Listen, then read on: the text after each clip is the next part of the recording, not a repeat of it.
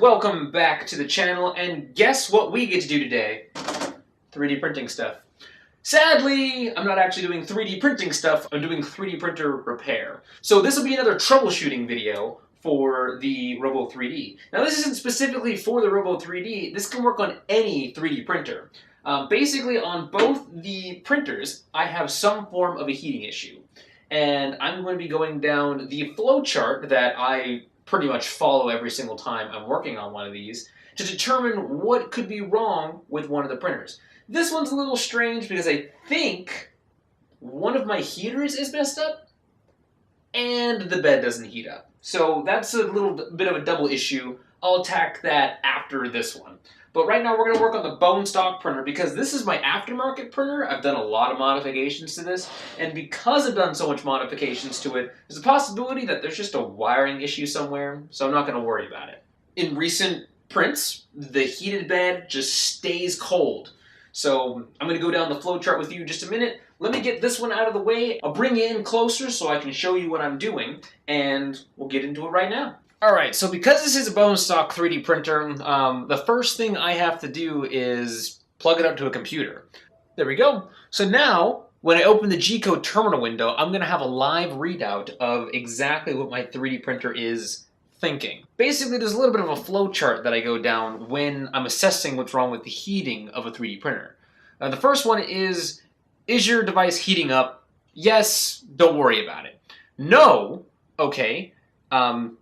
Does your printer show a temperature? So if it shows 0 degrees, your immediate thing to fix is your thermistor. Your thermistor is either broken or unplugged.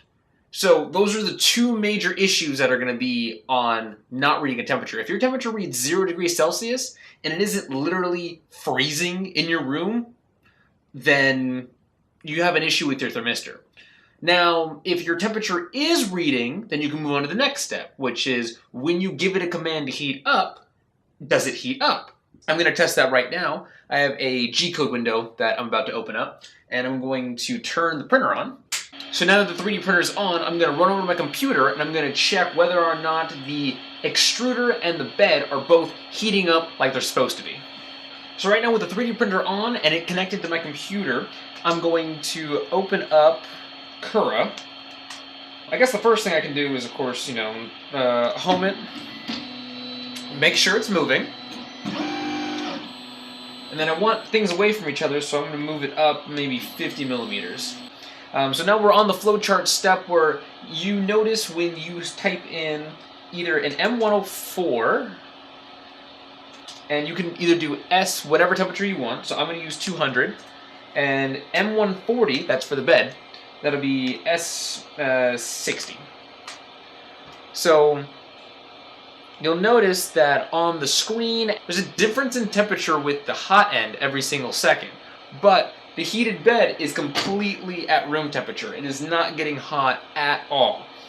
So the reason why is because something's either wrong with the wiring or the board. So now we've gone down the flowchart steps. You know there's something wrong with your thermistor because it shows the right temperature. If I took a heat gun to this right now and heated the bed up, you would see a difference in temperature. However, the thing that heats itself is not working right now. So we've gone past this step. We need to now check our wiring before we check the board. So the first thing you want to do, let me go ahead and move this further up. So I would recommend completely turning off the printer, unplugging the USB port, and then unplugging the power cable in the back. Now, this is a little overcautious, but I guess you can't really be overcautious when you're dealing with basically, 12 volts of DC electricity. So we're going to just undo the magnetic clips from here. But you want to just check the components down here and make sure nothing looks like it's loose. I'll give you a close-up shot from my phone. There's two major wire ribbons that go into your bed.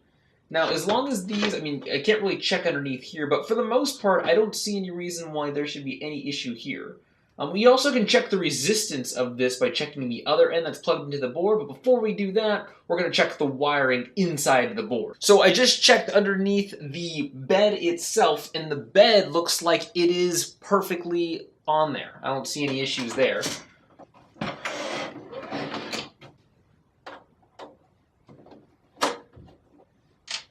Alright, so we're just going to basically take this panel off. Now there usually will be a wire that attaches to your ramps board, and this connects it so that this cools down your bed. Make sure you unplug that before you yank this away. So this is the ribbon right here. Let me get you a close-up from the phone. So this right here is the ribbon that runs to the heated bed from the back. This goes all the way into these two ports right up here, and so we can check if anything's going wrong right here, and I'm going to go get a multimeter to check that out. So this next step requires a multimeter. So this is the next branch down.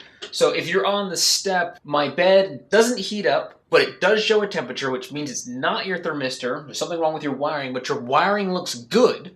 Check the connections on the terminal. You don't have to unscrew them.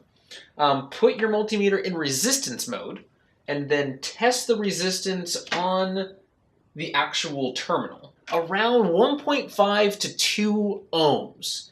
So I don't know if you can see this on my multimeter, but I am getting 1.5, so it's right in the spec range of where it needs to be. So if you measured the resistance of your heated bed, and it measures 1.5 ohms, the temperature is reading out on a G-code terminal or your LCD controller. It's sad to say there's probably something wrong with the transistor.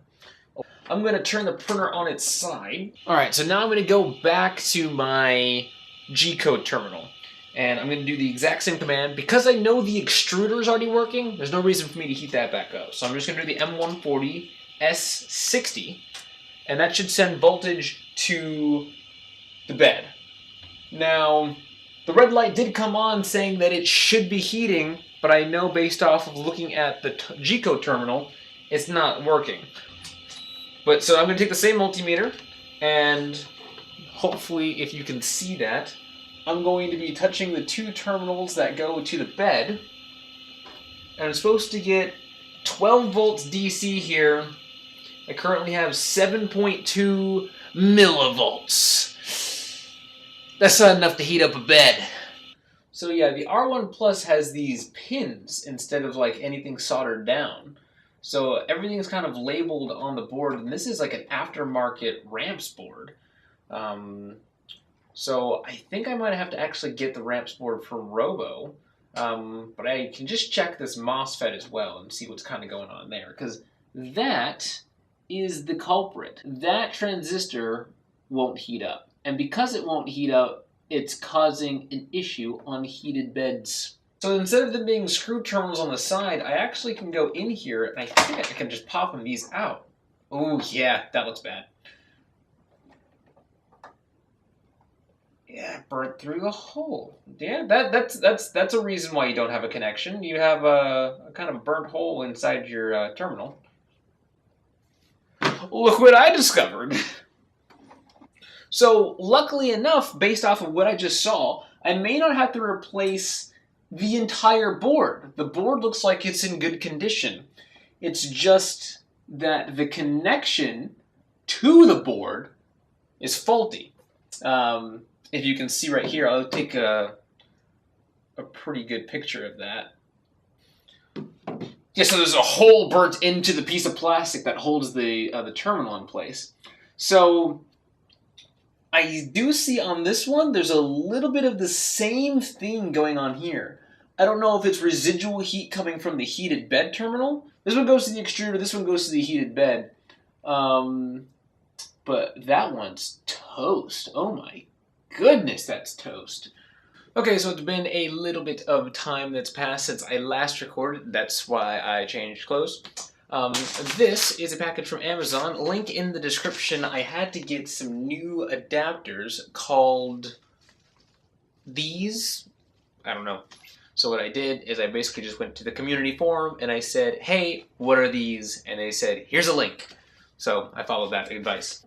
I'm just going to take one of these little adapters here, undo the plug that comes with it, and then I'll just need a flathead screwdriver, and I'm going to go in here and I'm just going to unscrew the terminals. You don't have to unscrew them all the way, just enough so that the wires themselves fall out. Because it's a resisting component, it doesn't have a polarity. Now, if you can see my hands, I'm just going to tighten that down. And I just want to make sure that that doesn't get pulled out. So I'm just going to add a little bit of force onto each of these to make sure it's, of course, not being pulled out. I'm going to put it back into the D8 terminal. Pop that in there. Huzzah! It's a zoom lens. I think I'm way too far away now. But pretty much, I plugged it in, plugged up the USB cable, and now I'm going to run an M, capital M, 140 S60. That light should come on for the bed. And on the terminal, the bed should begin to heat up. And if I grab my multimeter, put it on voltage mode, grab my 2 probes. So on the multimeter, and you should see a pretty solid, it's not 12 volts, it's 11.63, but it's basically 12 volts. So that means that the bed's heating up properly. Obviously, you can tell in the G-code terminal. Now that I'm getting the same results in the G-code terminal from heating up, it's at 45 degrees right now. Connection's still good. Heat's still rising. It's not rising exponentially fast, but I don't have any resistance issues, and I obviously don't see anything popping, breaking, or going wild. Now I'm just going to replace the secondary adapter. Exact same way. Now, for both of the cases of troubleshooting heating, the thing you have to realize is that once you go down my entire hierarchy, where I fix the issue is pretty much the last step before you need to replace the ramps board because a transistor might have gone out. So that's the last step. You know, if you're not getting 12 volts from the terminal that you select it from, there's a possibility that you have a connection issue somewhere, which is what my problem was. The second problem is that your transistor is not pushing through the 12 volts to your gate. That was luckily not the case in my instance. However, it could definitely be a possibility, and it's happened to me in the past when I've shorted wires before the transistor just completely broke. I'm going to go actually test the extruder itself to make sure that that's working, because it would suck to put this thing back together without that. M104 S200. Big red light. That looks like heating. So that is also working as well. I really hope I'm in focus because I can't see the tiny screen.